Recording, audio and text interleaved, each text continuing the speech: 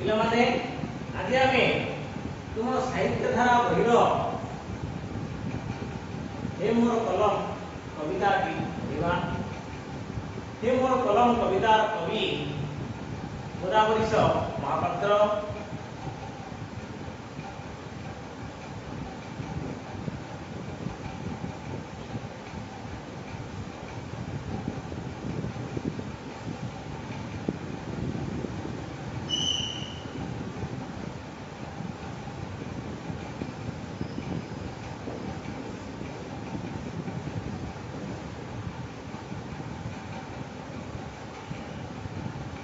हे मोर कलम कविता कवि गोदावरीश महापात्र।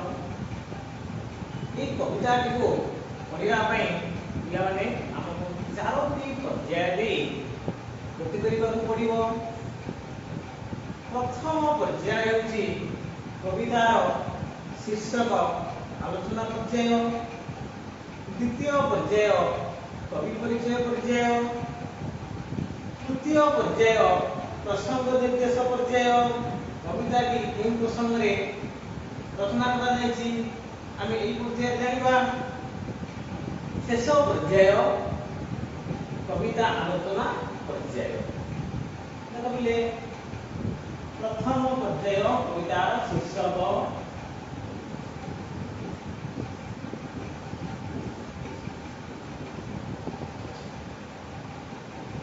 द्वितीय पर्याय कवि परिचय।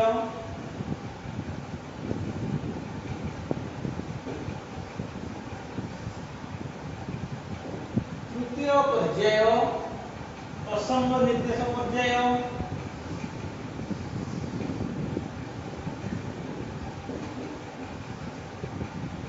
चतुर्थ पर्याय कविता आलोचना पर्याय।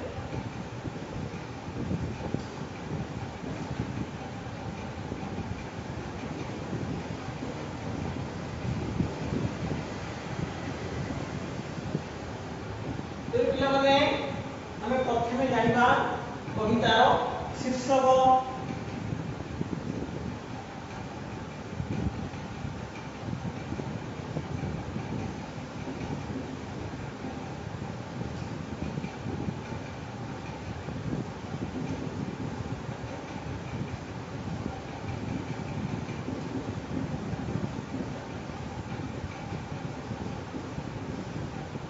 कवितार शीर्षक हे मोर कलम। कवि गोदावरीश महापात्र कहीं ये कवितार नाम हे मोर कलम बोली रखी। कलम आमे काहाकू कहूचे ना साधारणतः लेखनी को कलम बोली कहा जाए। ये कलम जुगे जुगे थोड़ा ठारू मध्य शक्तिशाली तेणु कहा जाए असी ठारू बसी शक्तिशाली। कवि कलम को निजर विश्वस्त सखा एवं अति आपणार बंधु बोली संबोधन करिसंती ए कवितारे। कलम मूलरे कविंकर वैप्लविक चिंताधारा अति सुंदर भाव में उठिछि। तेरे पिले प्रथम पर्याय कवितार शीर्षक आमे जानिले। एबे जिबा द्वितीय पर्याय कवि परिचय पर्याय।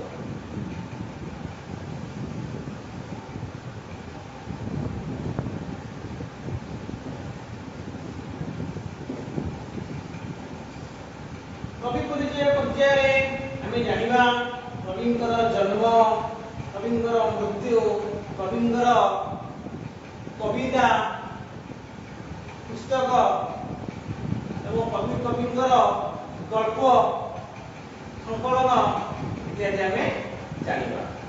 तेरे कवि गोदावरीश महापात्र केबे जन्मग्रहण करते जानिबा। कवि परिचय रे कवि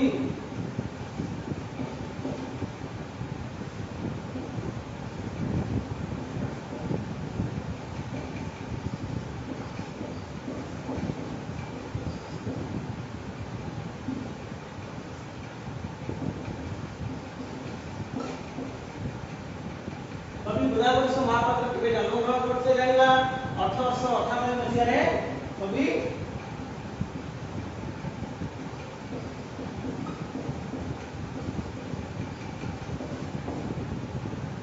କବି ବୁଦାବରିଷ ମହାପାତ୍ର 1898 ମସିହାରେ ଜନ୍ମଗ୍ରହଣ କରିଥିଲେ। 1965 ମସିହାରେ ମୃତ୍ୟୁବରଣ କରିଥିଲେ।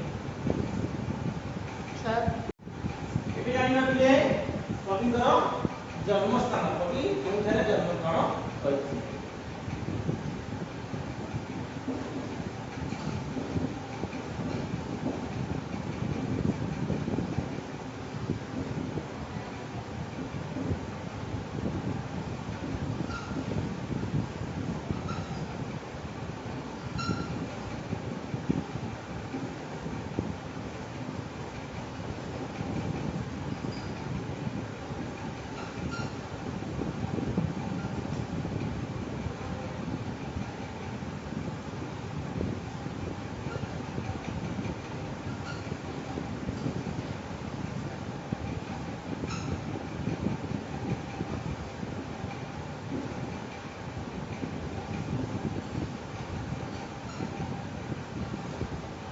कवि बुदाबरिष महापात्र खोर्धा जिलार बाणपुर अंतर्गत कुमार शासक जन्मग्रहण करथिले। तापर जानिबा कविଙ୍କର रचनावली। ଏବେ ଜାଣିବା कविଙ୍କର रचनावली ଗୁଡ଼ିକ ମଧ୍ୟରେ कविता पुस्तक ଏବଂ गल्प संकलन अन्यतम। कविता पुस्तक ଗୁଡ଼ିକ ମଧ୍ୟରେ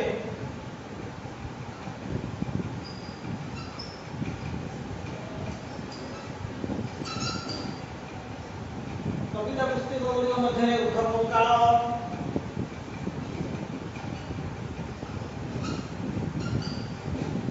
ମଙ୍କା ଓ ସିଧା,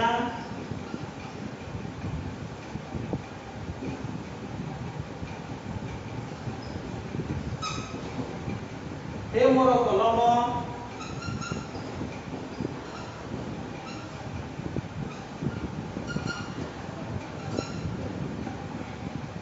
ପାହାଚ ତଳର ଘାସ,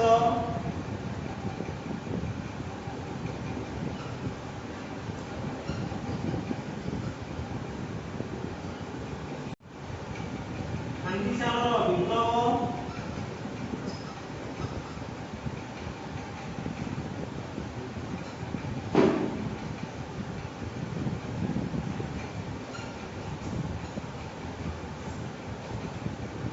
आदि कथा। कवि केउं पुस्तक बा केउं कविता पुस्तक रचना करथिले ना उद्धबकाळ, बंका ओ सीधा, हे मोर कलम, पाहाच तलर घास, हांडीशाଳର ବିପ୍ଳବ। ଏବେ ଦେଖିବା କବିଙ୍କର ଗଳ୍ପ ସଂକଳନ। କବି କଣ ଗଳ୍ପ ସଂକଳନ କରିଥିଲେ ବା କଣ ଗଳ୍ପ ରଚନା କରିଥିଲେ।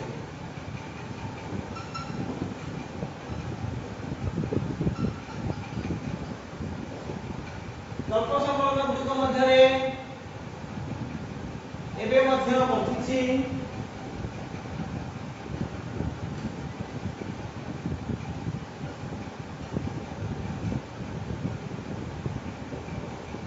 नीलमास्त्राणी,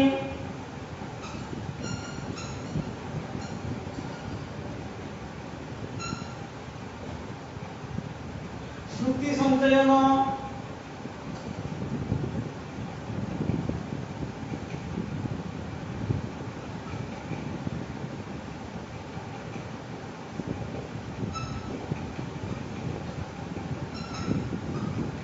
मु दिने मंत्री थी,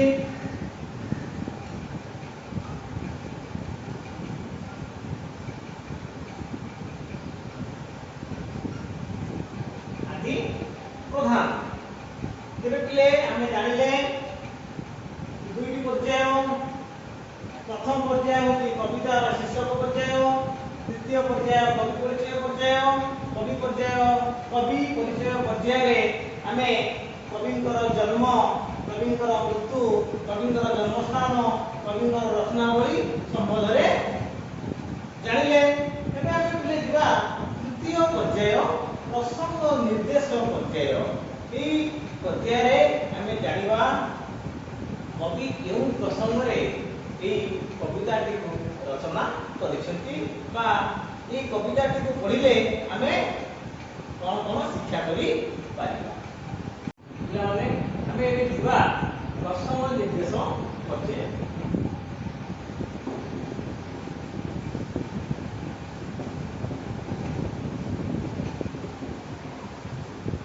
এই কবিতাটিକୁ পঢ়ିଲେ ଆମେ ଜାଣିପାରିବା କବିତାଟିରେ କ'ଣ ପ୍ରସଙ୍ଗ ରହିଛି। ପ୍ରଥମେ ଆମେ ଜାଣିବା କଲମ କବିଙ୍କର ବିଶ୍ୱସ୍ତ ସଖା।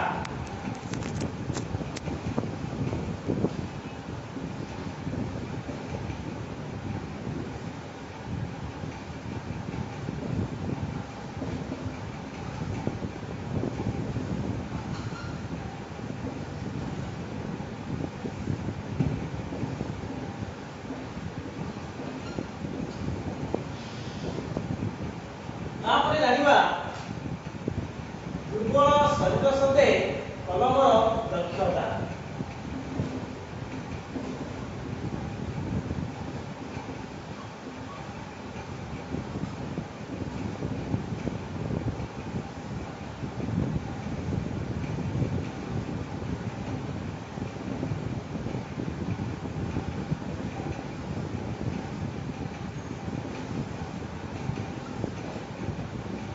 ତାପରେ ଆମେ ଜାଣିବା ସମାଜରୁ ଅନ୍ୟାୟ ଅଧର୍ମ ଶାସନର ପତନରେ କଲମର ଭୂମିକା। ସମାଜରୁ ଅନ୍ୟାୟ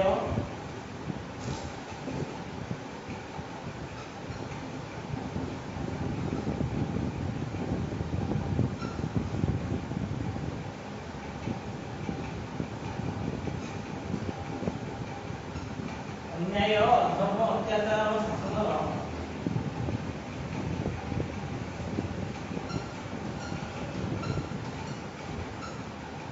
ପତନରେ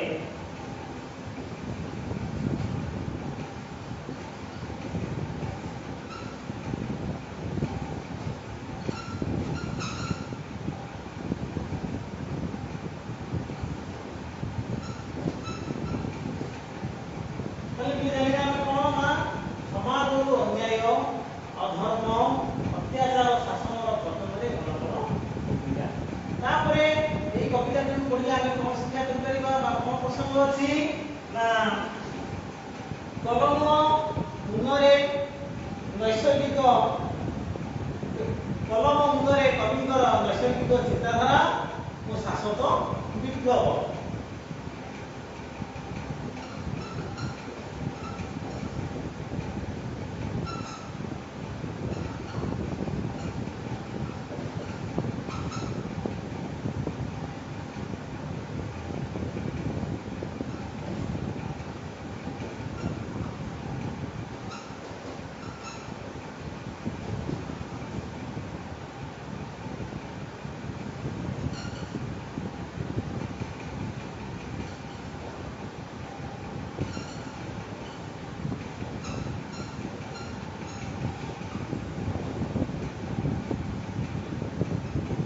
ପିଲାମାନେ ଆମେ ଦଶମ ନିର୍ଦ୍ଦେଶ ପର୍ଯ୍ୟାୟରେ ଜାଣିବାକୁ ପାଇବା ବା ଏ କବିତାଟିକୁ ପଢ଼ିଲେ ଶିକ୍ଷା କରିବା କଲମ କବିଙ୍କର ବିଶ୍ୱସ୍ତ ସଖା, ଦୁର୍ବଳ ଶରୀର ସତ୍ତ୍ୱେ କଲମର ଦକ୍ଷତା, ସମାଜରୁ ଅନ୍ୟାୟ ଅଧର୍ମ ଅତ୍ୟାଚାର ଶାସନର ବିଲୋପରେ ବା ପତନରେ କଲମର ଭୂମିକା, କଲମ ମୁନରେ କବିଙ୍କର ନୈସର୍ଗିକ ଚିନ୍ତାଧାରା ଓ ଶାଶ୍ୱତ ବିପ୍ଳବ। ଆଜି ଆମେ ତିନୋଟି ପର୍ଯ୍ୟାୟ ସାରିଛେ ବା ତିନୋଟି ପର୍ଯ୍ୟାୟ ଆମେ ପଢ଼ି ସାରିଛେ। এই ତିନୋଟି ପର୍ଯ୍ୟାୟରେ ଆମେ କ'ଣ ଶିକ୍ଷା କଲେ ସେ ବିଷୟରେ ଜାଣିବା ପାଇଁ ଦୁଇଟି ପ୍ରଶ୍ନ ଦିଆଯିବ। ସେ ଦୁଇଟି ପ୍ରଶ୍ନର ଉତ୍ତର ତୁମେମାନେ ନିର୍ଭୁଲ ଭାବରେ ଦେବ ଏବଂ ଆଜିର ପର୍ଯ୍ୟାୟକୁ ବା ଆଜିର କ୍ଲାସକୁ ଆମେ ଏଠାରେ ଶେଷ କରିବା।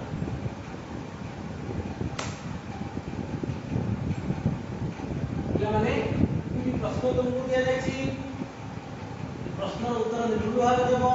ପ୍ରଥମ ପ୍ରଶ୍ନ, କବି ଗୋଦାବରୀଶ ମହାପାତ୍ର କେବେ ଜନ୍ମଗ୍ରହଣ କରିଥିଲେ?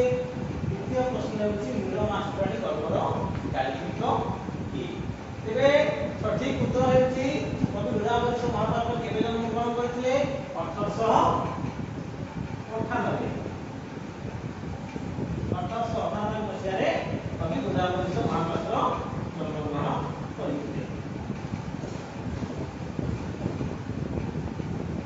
ନୀଳମାଷ୍ଟ୍ରାଣୀ ଗଳ୍ପର ଗାଳ୍ପିକ କିଏ? ଉତ୍ତର ହେଉଛି ପିଲେ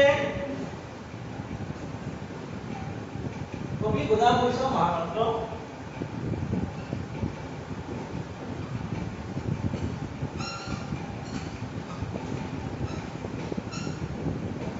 कवि गोदावरीश महापात्र नीलमाष्टाणी गल्पर गाल्पिक। पिलामाने आज तो समय हेछि आज क्लास को हमें एथे रखिबा।